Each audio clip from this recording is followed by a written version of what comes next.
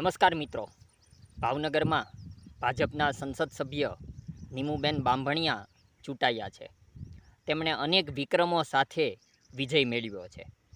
આમ આદમી પાર્ટી અને કોંગ્રેસની સંયુક્ત ઉમેદવારી હતી અને બોટાદના ધારાસભ્ય ઉમેશ મકવાણા નીમુબેન બાંભણિયા સામે હતા, પણ નીમુબેને તેમને 4.5 લાખ મતોથી પરાસ્ત કર્યા છે। એટલે આ લીડ એ ગુજરાતના ટોપ 10 ઉમેદવારોની લીડમાં સમાવિષ્ટ છે।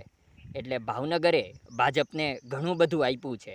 એટલે સ્વાભાવિક જ હવે ભાવનગરની અપેક્ષા હોય કે ભાજપ એ સત્તાધારી પક્ષ છે તો તેમની પાસેથી ભાવનગરને ઘણું બધું મળવું જોઈએ। આમ તો ઘણા વર્ષોથી સત્તામાં ભાજપ છે અને ભાવનગર ભાજપને હંમેશથી સંસદ સભાની ચૂંટણી હોય, લોકસભાની ચૂંટણી હોય કે ધારાસભાની ચૂંટણી હોય કે તાલુકા પંચાયત જિલ્લા પંચાયતોની ચૂંટણી હોય, હંમેશથી ભાવનગરે ભાજપને સપોર્ટ આપેલો છે। હવે જે અત્યાર સુધીના વિક્રમો બનાવ્યા છે નીમુબેન બાંભણિયાએ, તેઓ બીએડ કરેલા શિક્ષક છે।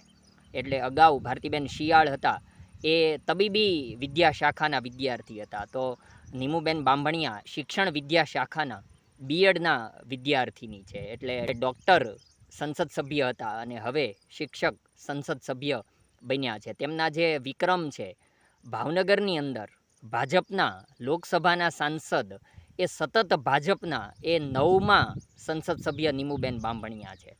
1991માં સૌથી પ્રથમ ભાજપે ભાવનગરમાંથી લોકસભા સાંસદ ડૉક્ટર મહાવીરસિંહ ગોહિલને બનાવ્યા હતા। પછીથી લગલગાટ 9મા સંસદ સભ્ય તરીકે ભાજપના નીમુબેન બાંભણિયા ચૂંટાયા છે। કારણ કે 1991 પછી 1996માં લોકસભાની ચૂંટણી યોજાઈ, તેમાં ભાજપના જ રાજુભાઈ રાણા ચૂંટાયા હતા। ત્યાર પછી રાજુભાઈ 5 ટર્મ સુધી સંસદ સભ્ય તરીકે ચૂંટાયા।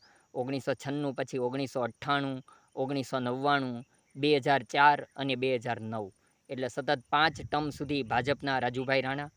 એ પછી 2 ટર્મમાં ડૉક્ટર ભારતીબેન શિયાળ ભાજપમાંથી લોકસભાના સંસદ સભ્ય તરીકે ચૂંટાયા 2014 અને 2019, અને ફરી હવે 2024માં નીમુબેન બાંભણિયા ચૂંટાયા છે। એટલે એક તો લીડનો વિક્રમ છે ભાવનગરમાં, ઉપરાંત સતત 9મા ભાજપના સંસદ સભ્ય તરીકે ચૂંટાવાનો તેમનો વિક્રમ છે।